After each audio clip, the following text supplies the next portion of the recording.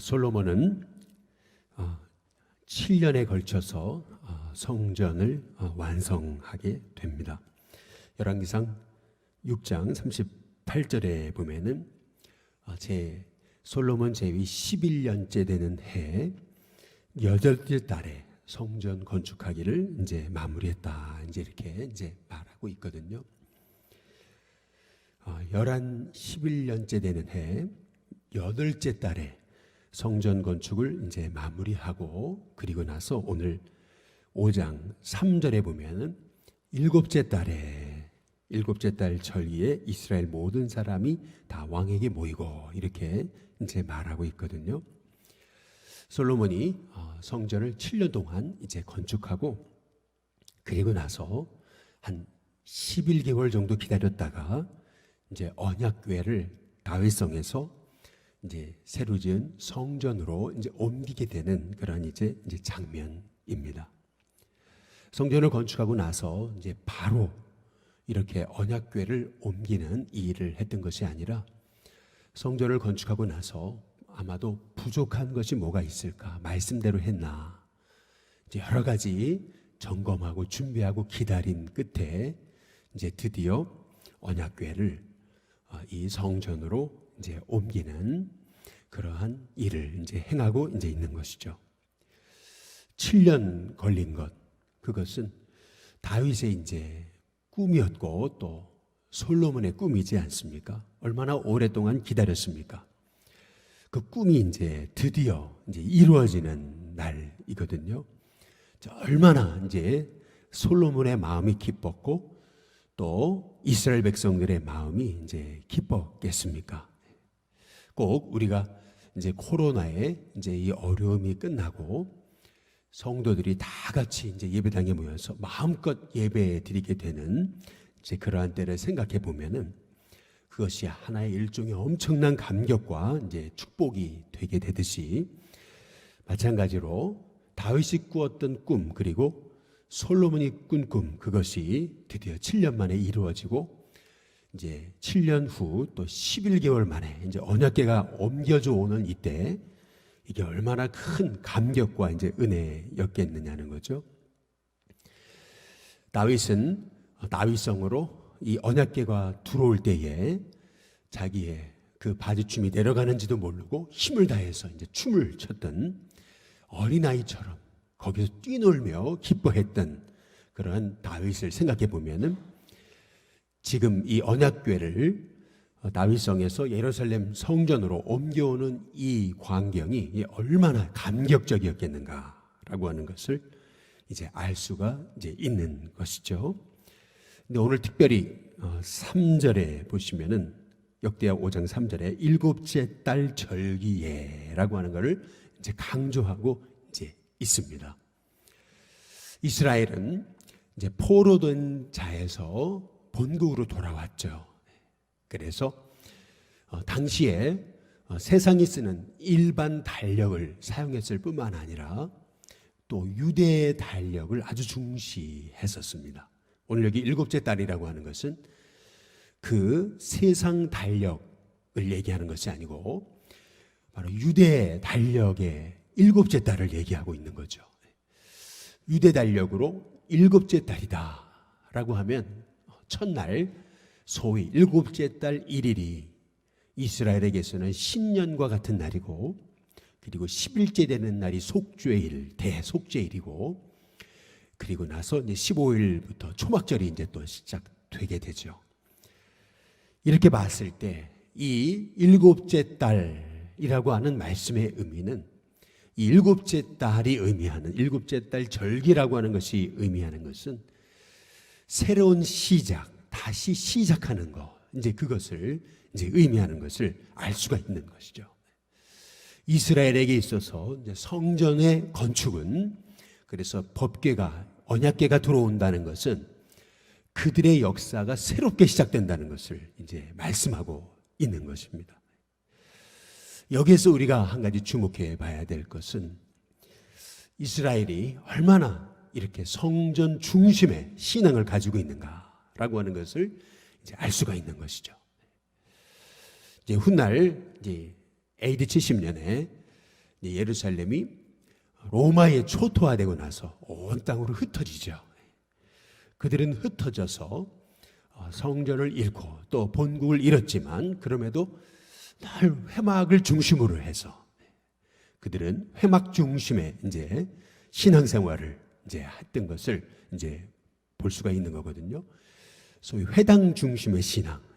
이제 이것이 이제 이스라엘의 이제 신앙이다라고 생각해 본다면 마찬가지로 언제나 믿음의 삶에는 중심이 필요한데 바로 그 중심이 바로 성전에 있고 그 중심이 하나님께 예배드림에 있다라고 하는 것을 이제 우리가 이제 알 수 있는 이제 것입니다.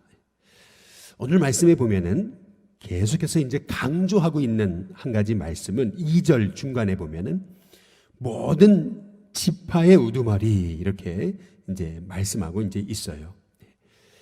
또 3절에 보면은 이스라엘 모든 사람이 다 왕에게로 모이고 이렇게 말하고 6절에도 솔로몬 왕과 그 앞에 모인 모든 이스라엘 회중이라고 이렇게 이제 말씀하고 있거든요. 모든 다 이렇게 이것을 이제 강조하고 이제 있습니다. 그리고 나서 6절에 끝에 부분에 보면 양과 소로 제사를 드렸는데 그 수가 많아서 기록할 수도 없고 셀 수도 없었다. 이제 이렇게 이제 말씀하고 있거든요. 이렇게 말씀하고 있는 이제 이유는 뭐냐면은 성전을 이제 건축하고 언약궤가 예루살렘 성전에 올라오게 될 때 그들이 온 마음으로 하나가 돼서 전심으로 그렇게 하나님 앞에 예배하고 또 자기 자신을 올려드리고 또 이렇게 성전에 언약궤가 회복되는 것에 있어서 그들이 한 마음으로 이제 기뻐했음을 오늘 성경이 이제 말씀하고 이제 계시는 것입니다. 뭐니 해도 이렇게 겉으로 보여지는 성전을 건축하는 것도 중요하지만 더욱 중요한 것은 온 백성들이 지도자로부터 시작해서 왕부터 지도자, 백성들이 다 같이 하나가 돼서 한 마음을 품어서 이렇게 성전이 회복되고 그 회복된 성전에 언약궤가 들어오는 것에 대한 그 기쁨, 감격. 이제 그것이 이스라엘 백성들에게 있었다는 것을 이제 강조하고 있는 것이거든요. 지금 이스라엘은 포로 생활 바벨론에 70년 생활을 마치고 그들은 본국 예루살렘으로 돌아왔습니다. 어떻게 이제 이스라엘을 재건해야 될지 그들은 막막한 상황에서 하나님의 종을 통해서 역대기 기자를 통해서 이스라엘에게 주시는 말씀은 아무리 우리가 힘들고 어려워도 온 왕부터 지도자 그리고 백성들이 한 마음이 돼가지고 그래서 이렇게 솔로몬 성전을 건축해서 언약궤를 다시 이 예루살렘에 메어드릴 때 그들이 그렇게 기뻐하고 그렇게 한 마음이 돼가지고 자신을 올려드렸듯이 마찬가지로 교회가 하나 되면 이 민족이 하나 되면은 이 백성들이 하나 되면 우리가 감당하지 못할 일이 없다라고 이제 말씀하고 이제 있는 것이죠. 마찬가지로 우리 일신교회가 또 우리 하나님을 믿는 성도들이 참 한 마음과 한 뜻이 돼서 우리가 복음을 위해 달려간다면 우리를 통해서 하나님이 얼마나 놀라운 일을 이루실 것인가 라고 하는 걸 생각해 보게 될 때에 우리 일신교회가 또 저와 여러분의 삶이 이러한 복이 있게 달라고 기도하는 저와 여러분이 되시기를 주님의 이름으로 축복합니다. 근데 오늘 여기 말씀해 보면은 8절에 이제 이렇게 말씀하죠.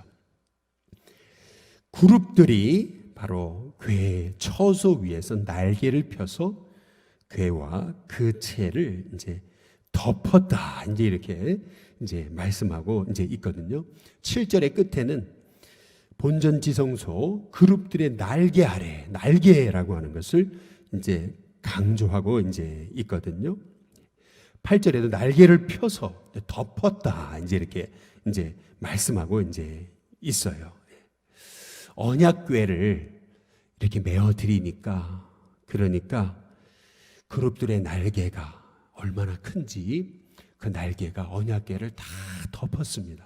이렇게 덮었다. 라고 하는 것을 이제 강조하고 있는 거죠. 그룹들의 이 날개가 얼마나 컸는지 이 언약궤를 싹 덮었다는 것을 이제 강조하고 이제 있는 부분을 우리가 이제 볼 수가 이제 있는 것이죠.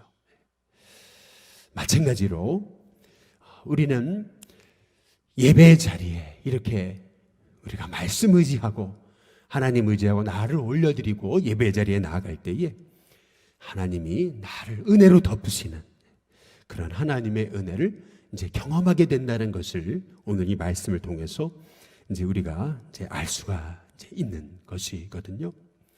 저와 여러분의 삶에 이렇게 예배의 자리마다 하나님의 은혜가 그의 날개가 바로 우리를 덮으시는 그런 은혜의 축복이 있게 되시기를 주님의 이름으로 축복합니다.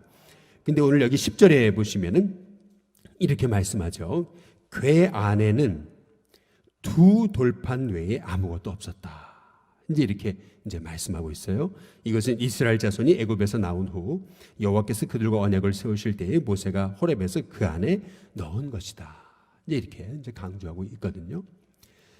우리가 잘 아시다시피 뭐가 빠졌죠. 뭐가 빠졌습니까? 아론의 쌍난 지팡이와 만나를 넣은 돌 항아리가 빠졌습니다. 오직 그 안에는 두 십계명 돌판밖에 없었다라고 하는 것을 이제 강조하고 있어요.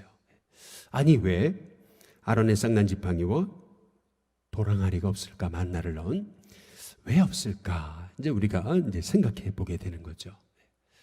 이스라엘 역사를 한번 우리가 더듬어 보면은 그것 때문이구나라고 하는 것을 이제 알게 되는 것이 있어요. 이게 뭐냐면 히스기야 시절에 이스라엘 백성들이 뭔가 이렇게 영험해 보이는 모든 것은 그들이 다 이제 우상으로 이제 섬겼잖아요. 그래서 오직 이 언약궤 안에는 그렇게 우상으로 될 만한 것들은 이스라엘 백성이 우상으로 섬길 만한 것들은 다 제거됐고 결국에는 이 두 돌판 외에는 넣은 것이 아무것도 없었다라고 하는 것을 이제 지금 성경이 강조하고 있어요. 이것이 의미하는 것이 이제 뭐겠습니까? 결국에는 두 돌판 외에는 이것이 이제 강조하고 있는 것은 우리의 믿음의 삶이라는 것이 결국에는 말씀 중심의 신앙이어야 된다라고 하는 것을 이제 우리에게 이제 강조하고 있는 것이죠. 결국엔 아무리 우리의 삶이 힘들고 어려워도 말씀 떠나서는 또 말씀 의지하면 결국에는 말씀이 있어야 우리에게는 결국 승리하게 된다는 것을 우리가 생각해 볼 수가 있는 것인데요. 이스라엘 백성들이 이제 70년 포로 생활을 마치고 예루살렘에 돌아와서 그들이 어떻게 그 어려운 삶을 다시 일궈 나갈까? 이제 그들이 막막하고 어떻게 될지 모를 때 그때 하나님이 이 솔로몬 성전을 통해서 이스라엘 백성들에게 주셨던 비전은 이 언약궤 바로 말씀 쫓아가면 된다. 말씀 의지하면 된다. 말씀 부여잡고 그분의 은혜의 날개 아래서 그 안에 들어가서 그분의 은혜로 우리를 덮으시는 그 은혜로 우리가 나아갈 때 또 온 백성이 이렇게 한 마음이 돼서 그 날개 은혜 안에서 말씀 붙잡고 나아가면은 결국 하나님이 이 모든 어려움도 이기게 하신다라고 하는 것을 이렇게 성전의 완성과 또 언약궤가 이스라엘에 회복되는 이 사건을 통해서 이스라엘 백성들에게 이제 보여주고 지키시는 것이죠. 저와 여러분의 삶에서 늘 하나님의 말씀이 여러분의 삶에 또한 저의 삶에 기준이 되고 또 그 말씀 붙잡고 나갈 때 하나님께서 우리의 삶에 하나님의 뜻을 이루시는 은혜가 있게 되시기를 주님의 이름으로 축복합니다. 그리고 이제 드디어 이때에는 이렇게 얘기하잖아요. 그러면서 얼마나 기뻤던지 이제 찬송을 부르고 그리고 재금과 비파와 수금을 잡고 그리고 모든 악기를 울리면서 이제 찬송을 부르는데 13절 나팔 부는 자와 노래하는 자들이 일제히 소리를 내어 여호와를 찬송하며 감사하는데 나팔 불고 재금치고 모든 악기를 울리며 그 다음에 우리가 주목해 봐야 될 것이 소리 높여라고 높여라고 하는 이제 이런 부분이죠. 소리 높여. 얼마나 감격적입니까? 얼마나 그 시간, 그 순간이 그들에게는 여지껏 기다려왔던 그 꿈이 성취되어지고 그렇게 감격적이고 그리고 은혜의 시간인데 어떻게 그냥 들릴 둥 말 둥 그렇게 그들이 찬송 부를 수 있겠습니까? 소리를 높여 그랬거든요. 여호와를 찬송하는데 선하시도다 그 자비하심이 영원히 있도다. 찬송의 내용은 아주 단순했어요. 선하시도다 그의 자비하심이 영원히 있도다. 굉장히 찬송의 내용은 단순했죠. 그러나 그들의 마음은 온 마음을 다해서 하나님을 예배했던 것을 이제 볼 수가 이제 있는 것입니다. 전에 어떤 우리 목사님께서 떼제 공동체에 가셔서 거기 가서 예배를 드리는데 찬송을 부르는데 찬송의 가사가 너무나 단순했다는 거죠. 찬송의 가사가 그냥 한 소절인데 그 한 소절을 말이죠 40분 이상을 계속 반복하더라는 거예요. 계속 반복하는데 놀랍죠. 지루하지가 않고 똑같은 소절을 계속 똑같이 반복하는데 그런데 그 안에 엄청난 그 성령님의 그 기름 부심이 이제 있더라는 거예요. 그때 이제 이 목사님이 이제 깨달은 게 야, 이게 찬양의 능력이구나. 우리가 뭐 구구절절 막 뭐 찬양을 막 그렇게 해야 되는 것이 아니고 단순하게 그냥 딱 한 소절 가지고도 계속 반복하는데 그게 인위적으로 반복하는 듯한 느낌이 드는 것이 아니고 얼마나 그렇게 영성 있고 깊이가 있고 마음을 다해 찬양을 하는데 야, 이게 찬양의 능력이고 이게 기름 부심이 있는 예배의 감격이구나.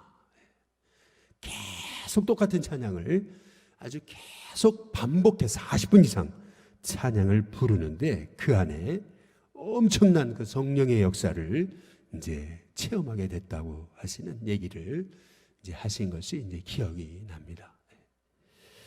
마찬가지로 지금 이스라엘 백성들이 아주 단순하게 찬양하고 있잖아요. 그 찬양의 내용은 너무 단순해요. 선하시도다 그의 자비하심이 영원히 있도다. 선하시도다 그의 자비하심이 영원히 있도다. 선하시도다 그의 자비하심이 영원히 있도다. 찬양이 굉장히 단순했어요.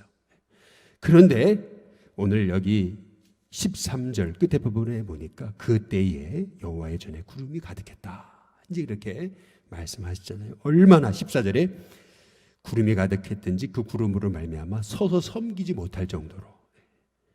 왜냐? 이는 여호와의 영광이 하나님의 전에 가득했기 때문에 라고 이렇게 이제 말씀하고 이제 계시거든요.